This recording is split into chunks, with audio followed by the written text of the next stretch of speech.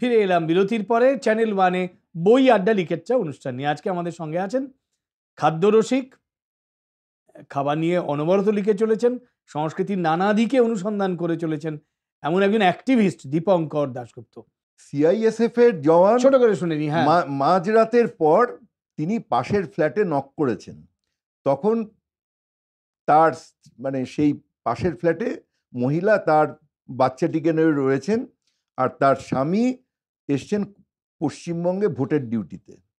এইবার তিনি গেছেন একটা লেবু চাইতে, তার কারণ তার বদহজম হয়েছে, তিনি লেবুর শরবত খাবেন।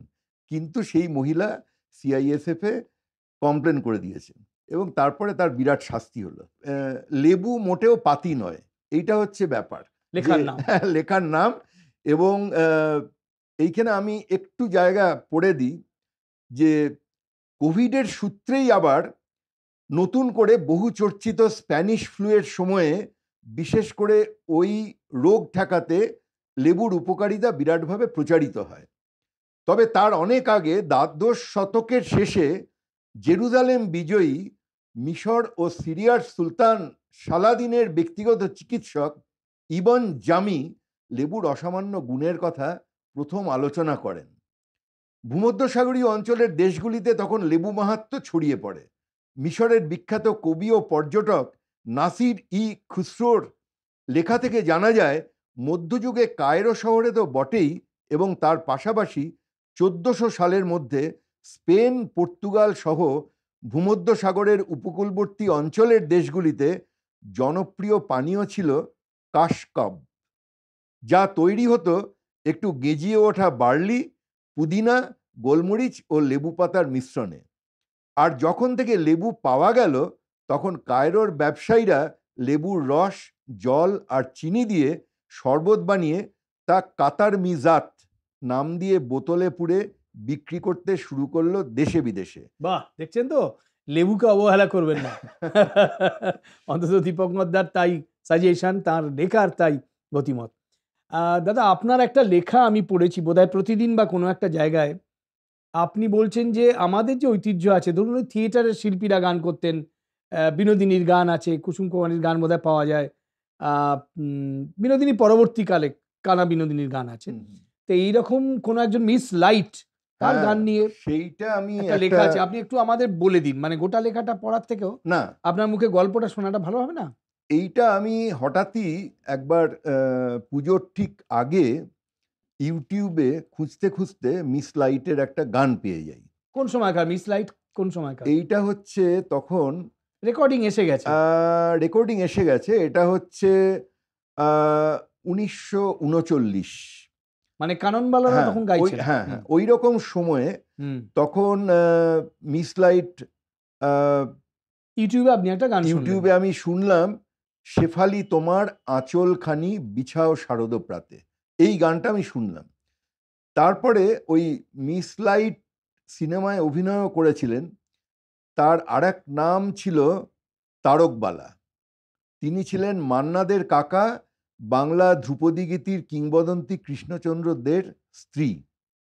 হ্যাঁ, এবারে ওনার আরো দুটো গান, সেটা আমি দেখলাম যে তার উল্লেখ আমি পেলাম কি, এবং আর একটা জিনিস দেখলাম যে অল ইন্ডিয়া রেডিওর যে অনুষ্ঠান সূচি পুরনো দিনের, সেই সময়ে মিস লাইটের কণ্ঠে ওই গানটা বেজেছিল, কিন্তু সেটা পুজোর সময় বাজেনি। এটা ইন্টারেস্টিং ব্যাপার হচ্ছে, ওটা বেজেছিল 8ই জুন সকালবেলা। এখন আমরা ওই ইউটিউব ছাড়া আর কোথাও একটা গান, এইবারে দেখছি যে ওনার আরো দুটো গান ছিল, যে সে দুটো আর পাওয়া যাচ্ছে না।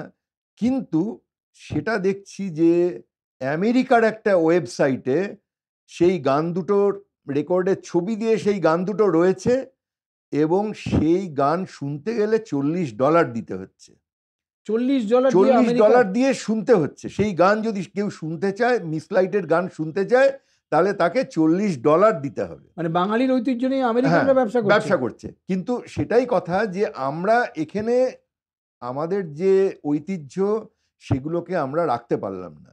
এবং এখানে যে আকাশবাণীর একটা বিরাট ভূমিকা, মানে অল ইন্ডিয়া রেডিওর যে ভূমিকা, সেটা আমাদের বোঝা দরকার যে অল ইন্ডিয়া রেডিওর তো এরকম বিরাট প্রচুর নানা রকম অনুষ্ঠান ছিল।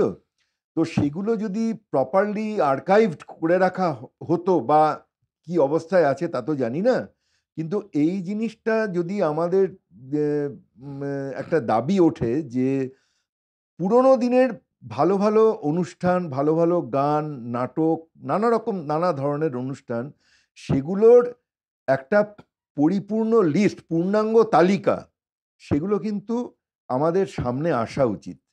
প্রসার ভারতীর আচ্ছা এটা করা দীপঙ্কর দা, উচিত। একটা কথা আপনাকে জিজ্ঞেস করি, বাঙালি এই আলোচনায় বারবার চলে যায়, হুম।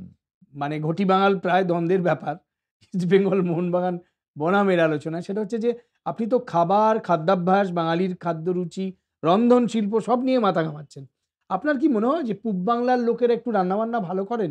সেখানে কি তার ভ্যারাইটিটা একটু বেশি, না এখানেও এইটার আছে? এইটার একটা কারণ আছে যে পূব বাংলা তো মূলত ছিল নদী কেন্দ্রিক, মানে সেখানে এখনো তাই, এত, হ্যাঁ। হ্যাঁ, সেই জন্যে মানে সেখানে যে মানুষেরা ছিলেন, যেহেতু একদম নদী, খাল, বিল এবং নানা রকম এই জলের নৈকট্য ছিল, সেই জন্য তাদের মানে মাছেরও যেরকম বৈচিত্র্য ছিল, তেমনি শাক পাতারও বৈচিত্র্য ছিল।